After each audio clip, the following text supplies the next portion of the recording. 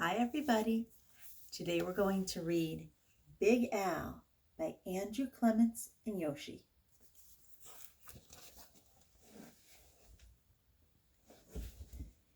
In the wide blue sea, there was a very friendly fish named Big Al.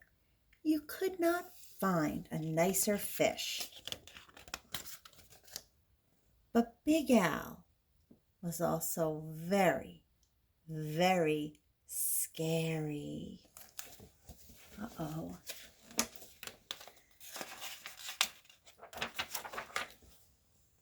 Other fish seemed to have at least one friend. Some fish had many friends, but Big Al had none. He didn't really blame the other fish. How could he expect little fish to trust a great big fish with eyes and skin and teeth as big as his?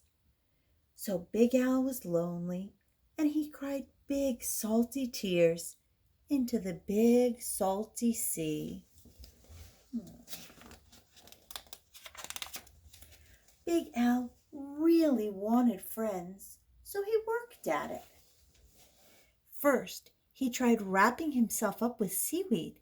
He thought it was a great disguise, but no one else did. Who wants to stop and talk to a floating plant that has big, sharp teeth? I like that he's working at it, but he didn't get it right yet, huh? I hope he keeps trying. Then he thought that maybe if he puffed himself up round, the other fish would laugh and see how clever and silly he could be. All they saw was how big he could be, and they steered clear. Uh-oh, he didn't mean to seem more scary, but he did, huh? Very early one morning, Big Al went down to the bottom, and he flopped and he wiggled himself into the sand until he was almost covered up. Now he looked much smaller. When the other fish came near, Big Al talked and joked with him, and he had a delightful time.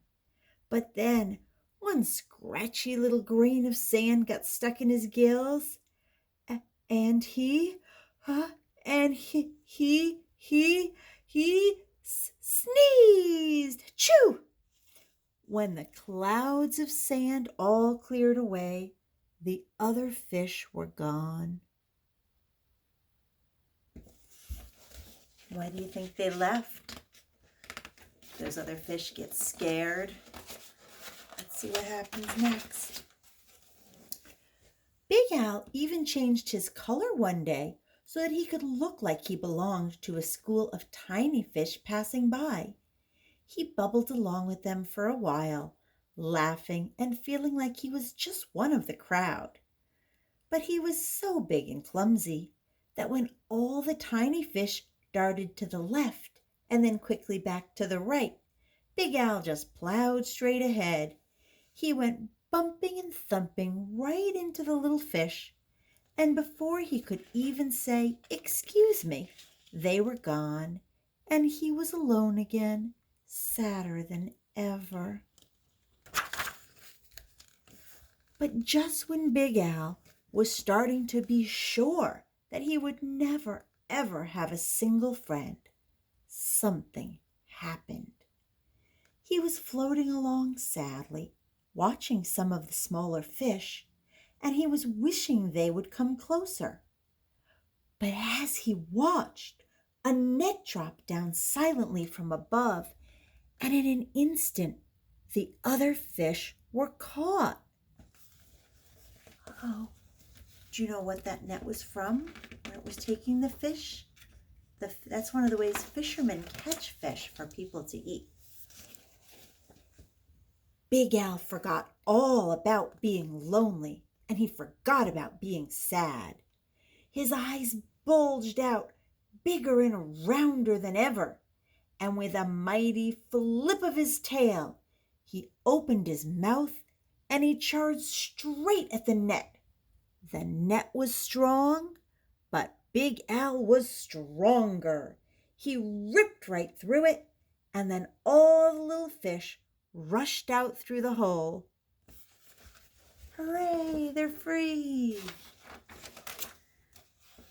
But when Big Al tried to turn around and go out of the hole, he got all tangled up in the net. Oh no, now he was stuck. The net went higher and higher toward the bright surface of the sea, that's like to the top of the water where the boat is, and the little fish watched Big Al as he disappeared above them. When the little fish were able to speak again, all they talked about was that huge, wonderful fish who had saved them. It was great to be free, but such a shame that the big fellow had been captured.